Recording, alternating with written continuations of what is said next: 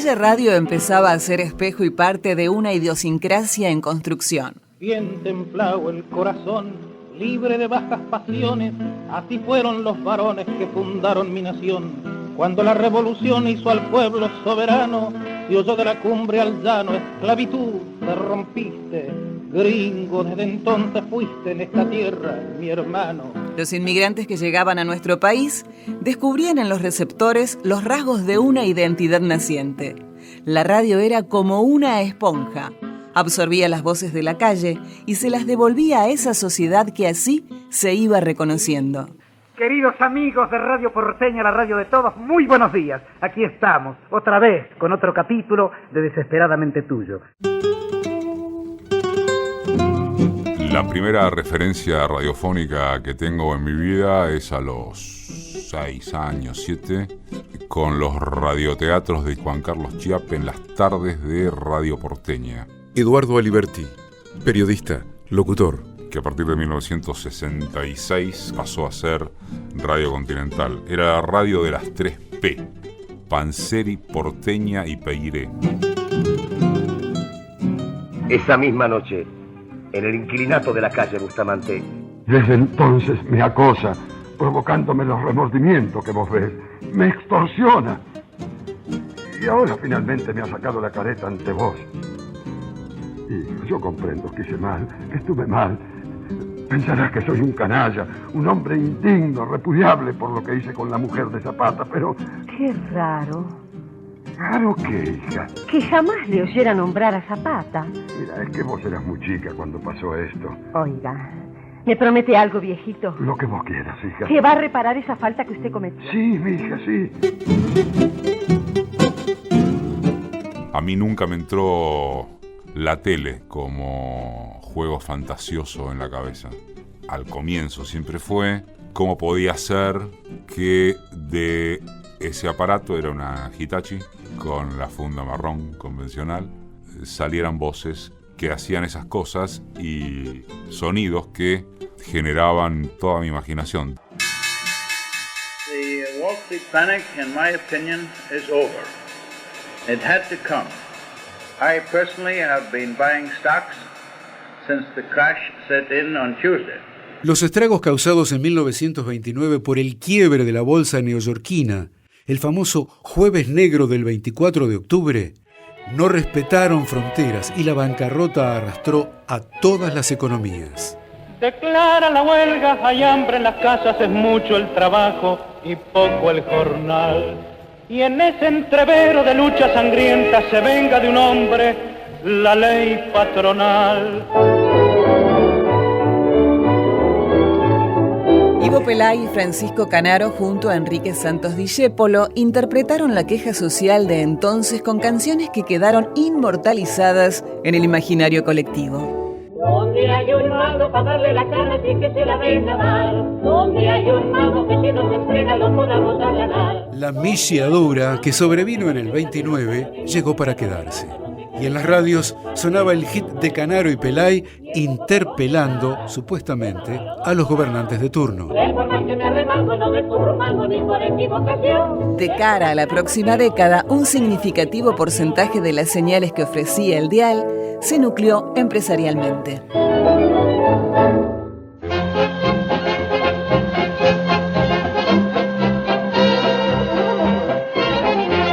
Jaime Yankelevich, el que importaba y vendía equipos en su negocio del barrio porteño de San Cristóbal, manejaba Radio Cultura, Nacional, Porteña y Bernotti. Y otros 3 grupos estaban a cargo de 8 señales. Estas alianzas alcanzarían a los diarios, y Crítica, Noticias Gráficas y El Mundo se unirían al circuito de los micrófonos, esbozando la idea de lo que, a una escala ultra experimental, daría origen a la expresión multimedios. Cabe aclarar, lejos, muy lejos de lo que un día serían los llamados medios hegemónicos.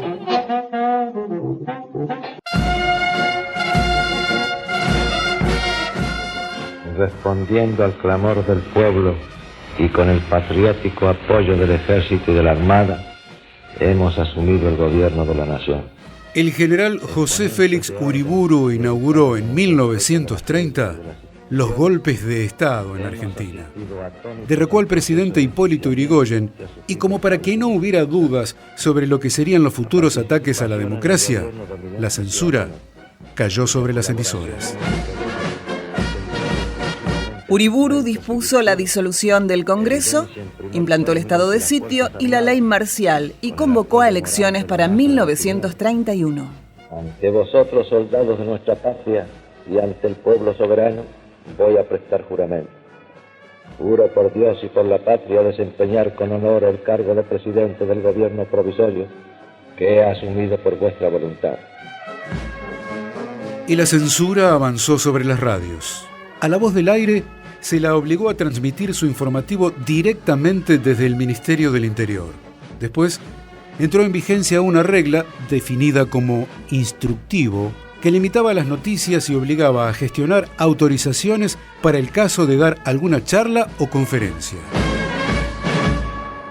Pero por suerte, también se escuchaba otra música. Mi Buenos Aires querido.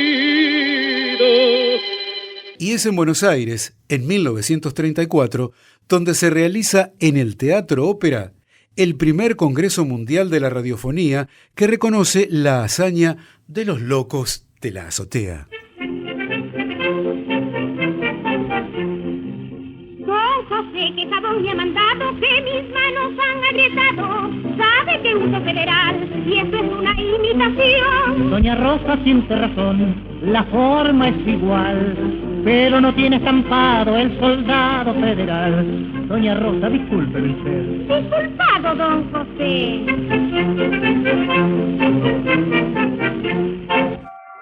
Un tisal, donde lo pongan, calma. Contra reuma y dolores musculares. ¿Queréis tener el cutis limpio, terso, blanco y conservado hasta la edad más adelantada? ¿Queréis disimular las terribles huellas que la viruela haya dejado en vuestro rostro? Nada más sencillo. Usad el agua argentina de Monsieur Bouquet de París y veréis muy pronto colmados vuestros deseos. Siendo un 43. Fume usted también 43. El secreto de los labios fascinadores puede ser suyo sin gran esfuerzo. El colorido de la Polinesia legendaria, transparente, encantador, que en realidad suaviza los labios y se convierte en parte casi integrante de ellos al momento de aplicarlos. Tal el maravilloso nuevo lápiz labial Tatú. Verá usted las 5 excitantes tonalidades en su tienda favorita. Diferentes tamaños, a precios al alcance de todos los bolsillos. Con el acuerdo de los participantes de 40 países, se resolvió que el 27 de agosto fuera considerado el Día Mundial de la Radiofonía. Pero en 1946, Naciones Unidas estableció su propia emisora radial y fijó la fecha, el 13 de febrero.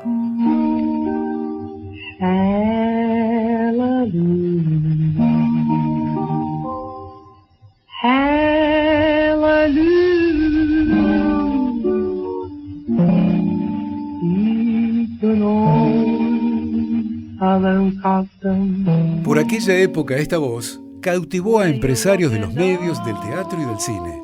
Multifacética mujer que hizo historia en la radio y la televisión.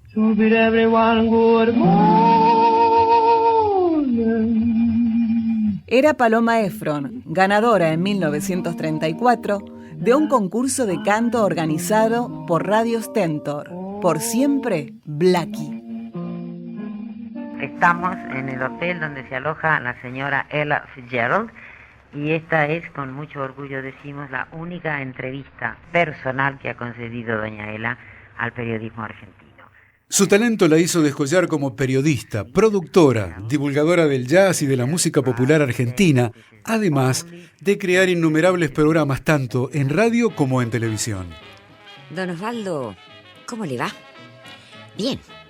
Así que usted se metió en la aviación también. Ya hablaremos de esto. Pero antes usted, con su sentido de la aventura, se había ido a los Estados Unidos con Cobian, Ferrazano y Rocca Tagliata. Los llamaban el Cuarteto de Maestros. ¿Y se acuerda cuánto ganaban? $5.000. Reinaba el estilo Dixieland. y con esa manera vibrante, la del Dixieland, ¿recuerda este tema?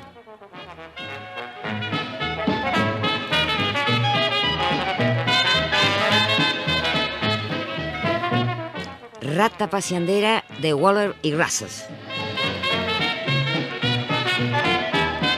Paloma Efron, Blackie, era la mujer que yo amaba. Nora Perlé, locutora. Ahí yo decía, yo no sé qué me pasa. Esta mujer yo la escucho y me gustaría hablar como ella, me gustaría ser como ella, me gustaría tener la alegría que ella tiene cuando habla. Los Duques de Dixieland. O la tristeza y transmitir eso, sin pensar siquiera en la posibilidad de ser locutora, ¿no? Pero después ya manejando, tenía 17 años, 18 años, iba con mi autito y paraba, no bajaba hasta que ella terminaba de hablar, ¿no? Porque realmente era maravillosa. Me ha perdido una hija, pirulín, pirulín, piruleo. Ese mismo año, 1934, empezó a sonar el nombre de otra mujer que casualmente también pasó por el periodismo. Escribía con el seudónimo Mitzi en la revista Sintonía. Al fondo del jardín. Venía de ganar un concurso de canto organizado por La Voz del Aire. Se llamaba Marina Esther Traveso y una vez asumida como actriz cómica sería idolatrada como Nini Marshall.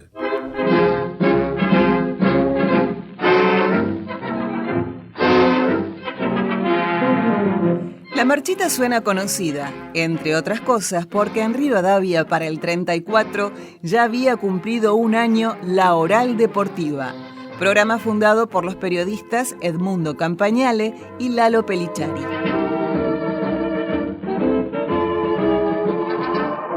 Comienzo de la edición oral deportiva del día de hoy. Ya en la atención de todos ustedes, José María Muñoz. En 1958 se hizo cargo de la tira José María Muñoz y la condujo durante 34 años, hasta su muerte. A tirar Silvio Marzolín, tira hacia la punta izquierda, ya para Taboy, Taboy cruza largo para Madurga que penetra las espaldas de los hombres, cabecea, peligro de gol, queda la colina, peligro de gol, va a tirar, ¡gol! Atención, va a tirar Pavoni, 0-0 el partido. Cruzeiro Independiente, semifinal de América. Toma carrera, tiró. ¡Gol! Hay 6 en la bandera. Toma carrera Pasarela, tiro al ángulo y gol, gol, gol, gol, gol, gol, gol, gol, gol, gol, gol, gol, gol. Gol, gol, gol, gol.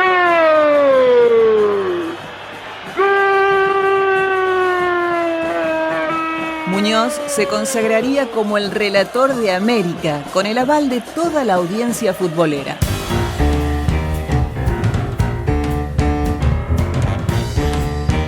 Y aquí vamos, de la azotea del Teatro Coliseo en 1920 a 1921, cuando se suman Radio Splendid y en Rosario, Santa Fe, LT3 Radio Serialista, la primera radio fuera de la capital.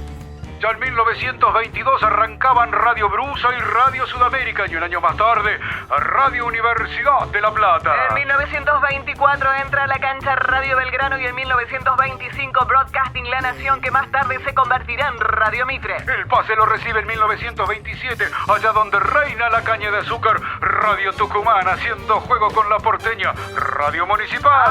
¡Alto! ¿Me pueden explicar quién es esta Radio Muebles Díaz? No me diga que es la futura LS5 Radio Rivadavia, asomando en 1928. Llegando 1929 entró a jugar Radio Porteña, futura Radio Continental, desde 1969. A todo ritmo en 1931 Radio Casa América, futura Radio del Plata, marca el segundo tiempo del dial. En un pase largo a 1935 sin perder el copo, el Glostora Tango Club, quiero decir LR1 Radio El Mundo, desde Maipú y La Valle, cabecera diagonal a Radio Provincia en La Plata. Pero faltaba un jugador de toda la cancha. En 1937 entra a jugar LRA Radio del Estado, que alcanzará 49 emisoras en todo el país. ¡Ay, qué frío! En el 79 es la hora de Nacional Arcángel San Gabriel. Sí, señores, desde la base Esperanza en la Antártida Argentina.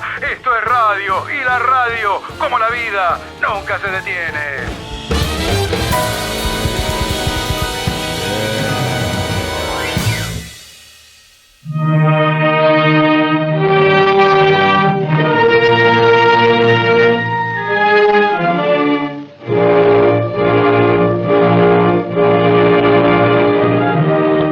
compases del himno nacional comenzó la primera transmisión de Radio del Estado el 6 de julio de 1937 desde un estudio instalado en el Palacio de Correos y Telégrafos, ubicado en La Manzana, circundada por las avenidas Leandro N. Alem y Corrientes y por las calles Bullard y Sarmiento de la ciudad de Buenos Aires.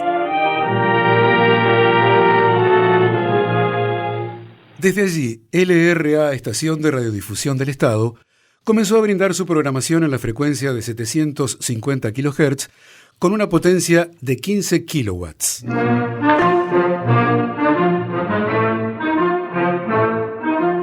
El entonces presidente de la Nación, Agustín P. Justo, definía en su discurso inaugural el perfil de una radio que se convertiría con el correr de los años en un símbolo de la cultura nacional.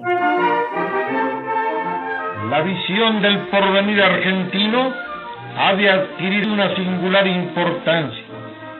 La República Argentina agrega su voz a las voces de la celebración universal, pues sabe con orgullo que dentro de los límites nacionales, en la situación particular característica de nuestro avance hacia el progreso, hay méritos suficientes para señalar la importancia de estas grandes virtudes ya inseparables de nuestra vida.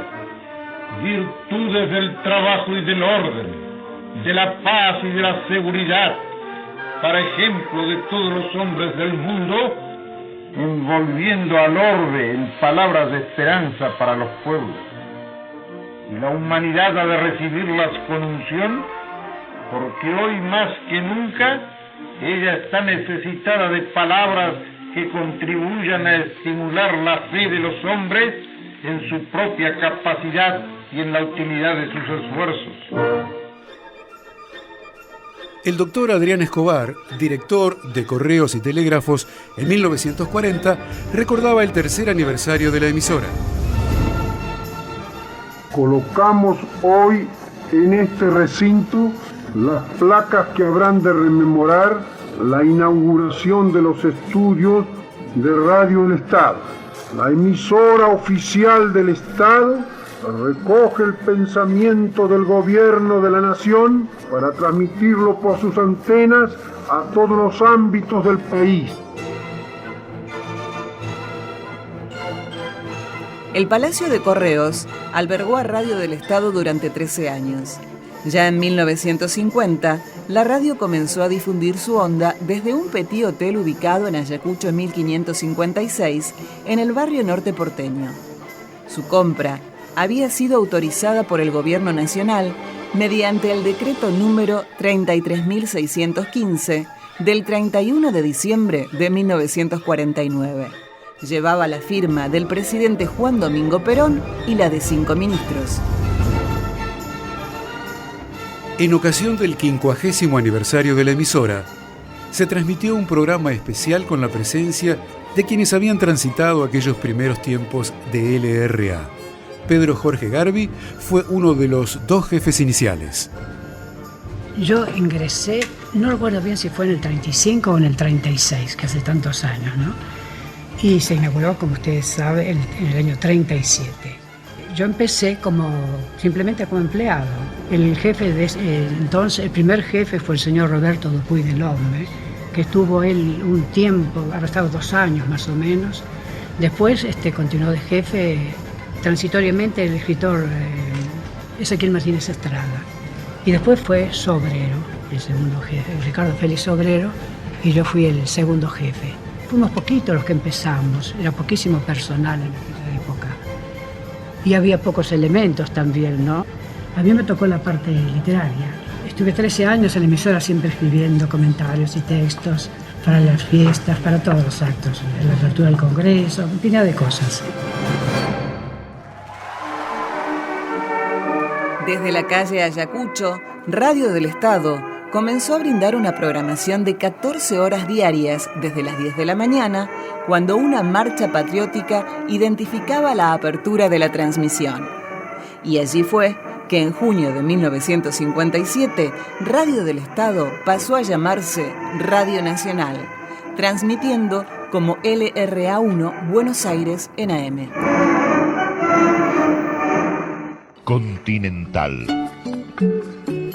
El color de una ciudad. Lanza Splendid, lo distinto y jerárquico en música popular bailable. A partir de este instante transmite LR3 y LRI1 Radio Belgrano de Buenos Aires para la primera cadena argentina de broadcastings y CP3, emisoras Bolivia de La Paz. Las 2 de la tarde en Hawái. Un barco de lujo parte desde Honolulu en un crucero de rutina. LR1 Radio El Mundo de Buenos Aires, con sus estaciones de onda corta LRX, LRX1 y su cadena de emisoras. Hoy quisiéramos, así en forma muy panorámica, muy general, presentarles algunas de las cosas que se hacen por Radio Municipal. Quedan ustedes invitados, señoras y señores. Este ruego les llega en nombre de nuestra estrella, del maestro Julio Rosenberg, conductor de la orquesta que acompaña a Elvira, de Eduardo Arias y de quien tiene ahora el gusto de hablarles, Carlos Ginés, quien les dice: muy buenas noches. La personalidad, el tono, el ritmo. Las voces se volvían familiares, construían imaginarios y le otorgaban identidad a las distintas señales. Se gestaba el vínculo entre las audiencias y los que estaban detrás de los micrófonos. Uno se enamoró de la radio. Fue el primer amor de nosotros, digo nosotros porque eran los padres y yo. Jorge Cacho Fontana, conductor, locutor. Entonces, con la ilusión de poder ser, porque me impresionaron los locutores, porque cada locutor marcaba una emisora y cada locutor marcaba un estilo de la emisora. Más grave, más brillante, más conversado. Y yo veía en el locutor la personalidad definida de la emisora. Y me gustó eso. Pero no sabía si yo tenía la voz como para representar esa profesión. Radio Splendid.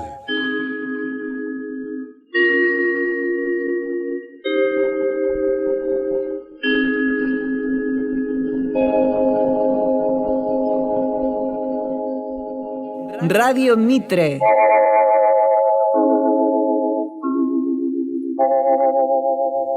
Radio Libertad.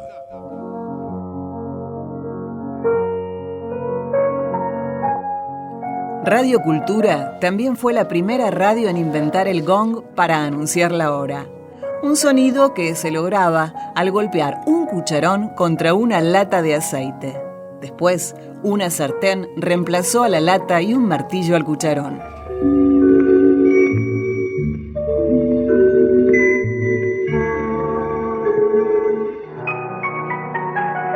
Cada radio procuraba conseguir un sonido propio que le acreditara una identidad inconfundible.